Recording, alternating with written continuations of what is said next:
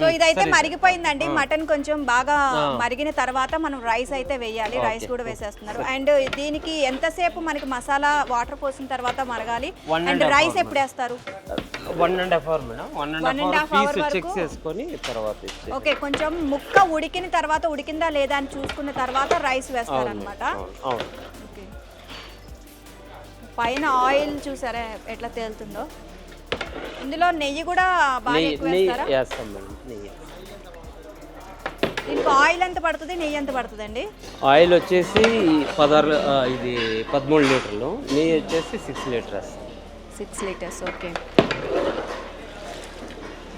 హైదరాబాద్ బిర్యానీకి మీ మల్లికా బిర్యానీకి ఏంటి డిఫరెన్స్? ఇది మామూలు రైతులు విలేజ్ వాళ్ళు చేసుకుంటే బిర్యానీ మేడం న్యాచురల్గా డైజెషన్ అయిపోతుంది. హైదరాబాద్ బిర్యానీ వచ్చేసి అది వేరే వాళ్ళ స్టైల్, మసాలా ఎక్కువగా ఉంటుంది. మసాలా గడ్డగడ్డే కింద ఉంటుంది. ఇది అట్లా కాదు, టోటల్ మసాలా రైస్ కలిసిపోతుంది అన్నమాట. అది సో కింద మనకి మసాలా ఉంటుంది కదా బిర్యానీలు మనం తిన్నప్పుడు, ఆ మసాలా అట్లా ఉండదు. మొత్తం టోటల్ రైస్ కి మసాలా పట్టేస్తుంది అన్నమాట. వాళ్ళ రైస్ వేసి తర్వాత మసాలా వేస్తారు కదా, మంది రైస్ కంతా మసాలా పట్టింది.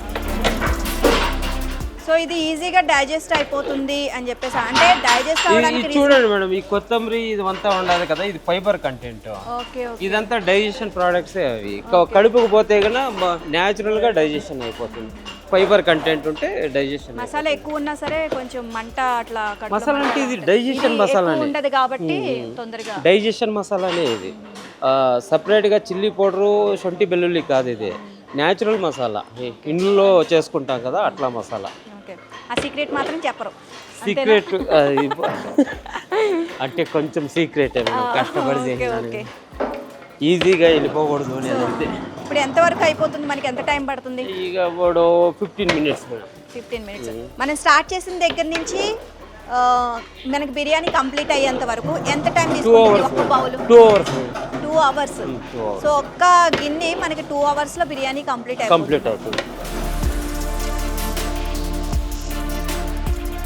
నేను ఒకసారి కలుపుతా. కలపండి మేడం. ఎలా ఉంది? దీని బరువు మామూలుగా లేదు.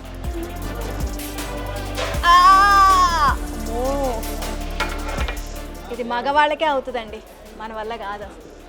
ఇది వస్తా ఇంకా ఆడ్ అయిపోతుంది. అది ఓకే, ఆడ్ అయిపోతుంది. ఇది ఎక్కడ డ్రెస్ మీద పడుతుంది అని భయం పడుతుంది మేడం, పడుతుంది.